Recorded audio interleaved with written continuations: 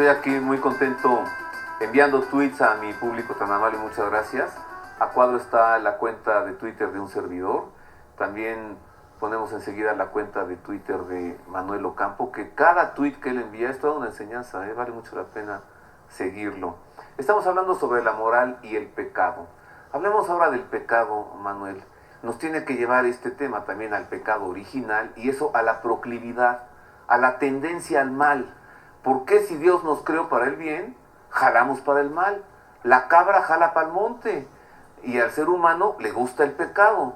¿Te acuerdas de la canción esa que dice, si amarte es pecado, quiero ser pecador? ¿No? Pues sí. Ahí está expresada esta claro. proclividad, este pecado original.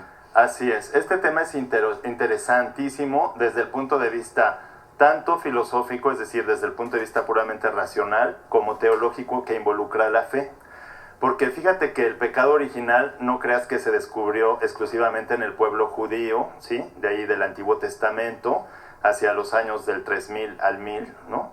No fue así, sino que desde los primeros hombres descubrieron que en el ser humano había pues una inclinación o una tendencia a cosas que no eran precisamente buenas o convenientes.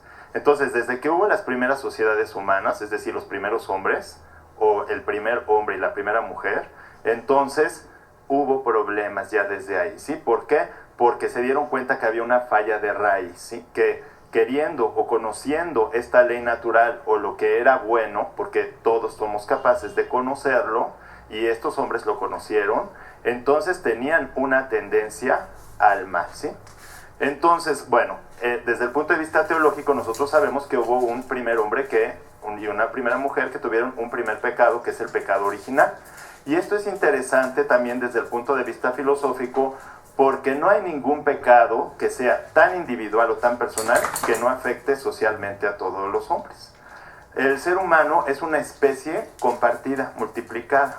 Todos los seres humanos tenemos la misma naturaleza, es decir, la misma esencia, compartimos la misma especie, en individuos distintos. Cada individuo, según sus características personales, su propia personalidad, ¿sí? Muy propia, su materia, su cuerpo, su alma espiritual, cada uno. Pero compartimos y estamos conectados todos unos con otros a través de la especie, de tal modo que cuando nosotros cometemos una falta, esta falta no solamente nos afecta a nosotros, sino a todos los demás, ¿sí? Y esto es una de las razones filosóficas por las que nosotros podemos explicar el hecho de que un rompimiento del primer hombre y de los primeros hombres que hubo pudiera afectar de tal suerte a toda la especie que ahora se transmite de generación en generación. Y por eso es que nosotros encontramos que queriendo obrar el bien y conociéndolo, hay algo en nosotros que nos invita a hacer el mal. Entonces, esta es una de las causas que es el pecado original. Mira, pero me recordaste a San Pablo, que dice, sí, claro, expresa esta realidad muy bien. ¿Por qué no hago el bien que quiero? Así es. ¿Y por qué hago el mal que no quiero? Así es. Voy a poner un ejemplo de lo que acabas de decir, Manuel. El pecado nos degrada como humanidad, así como los actos buenos nos elevan. Por ejemplo, un personaje como Adolfo Hitler, que hizo lo que hizo, provoca que la humanidad caiga, que seamos menos buenos.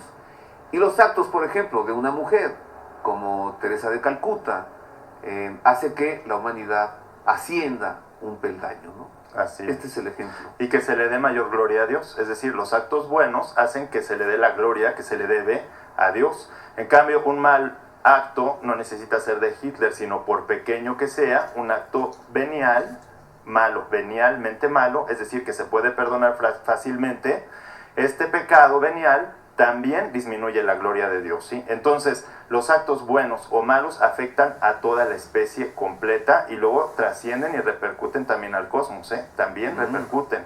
O sea, toda la naturaleza humana está conectada, pero además la naturaleza corpórea, no solo la espiritual, sino animales y todo el universo, está ordenado hacia el hombre, de modo que el hombre, si se desordena, se desordena absolutamente todo. Y por eso vemos que a veces los actos inmorales también van trascendiendo a los ámbitos ecológicos y a otros ámbitos también técnicos, artísticos, etcétera, etcétera.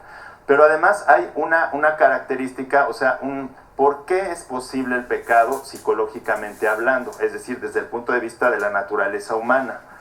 Porque nuestra inteligencia es muy limitada, ¿sí? Eso también hay que reconocer. Así como debemos reconocer que hay una falla de origen que no fue causada por Dios, porque Dios no causa el pecado. Dios lo permite, pero nunca es causa. Dios es el único que puede mover intrínsecamente el alma humana, pero Él siempre la mueve para el bien, ¿sí? Entonces, Él no es causa ni directa ni indirecta del pecado, de ningún tipo de causa del pecado. Pero sí permite el pecado y siempre lo permite por algo mejor. A lo mejor para que esa persona crezca en humildad, a lo mejor como el pecado original que estábamos hablando, si no hubiera habido el pecado original, no hubiera habido la encarnación y la redención, ¿sí? Que nos dejó en un plano muy superior, por ejemplo, al de otras criaturas como son los ángeles. Entonces, hasta incluso dicen, oh feliz culpa que nos mereció el Redentor. Exactamente. Entonces, Dios siempre permite un mal por un bien. Entonces, dentro del pecado hay que ver que lo que lo hace posible es que nuestro intelecto es limitado y entonces nosotros no podemos ver perfectamente con claridad lo que hay entre cambiar un bien particular, cualquier cosa pequeña, por el bien absoluto por un bien particular, ¿sí? ¿Cómo puedo cambiar yo un bien infinito tan grande, pero que no se me presenta a mí como tal, con esa grandeza o con la encarnación de bien que se da en Dios? Entonces yo lo pongo al mismo nivel que cualquier otra cosa, como este caso de la canción, ¿no?, que acabábamos de oír. Quiero ser pecador. ¿Cómo vas a cambiar a una criatura, por perfecta y buena que sea? Vamos a cambiar al creador, es decir, a la causa de esa criatura y de todo el universo, que es infinitamente mayor, por una criatura. Bueno, pues ¿cómo lo hacemos. No, Manuel? Pues sí, lo hacemos. Diario.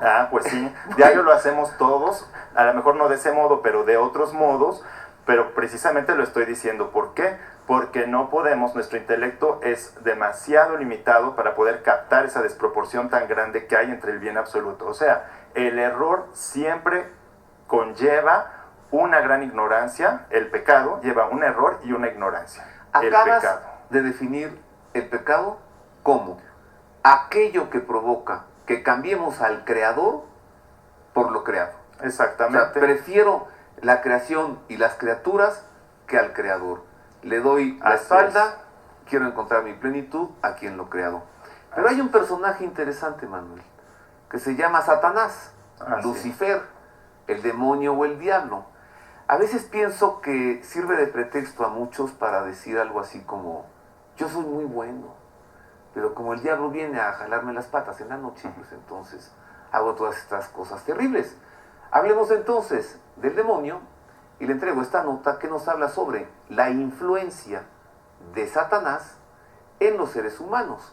Y regreso para que Manuel Ocampo Ponce nos ponga luz en esto.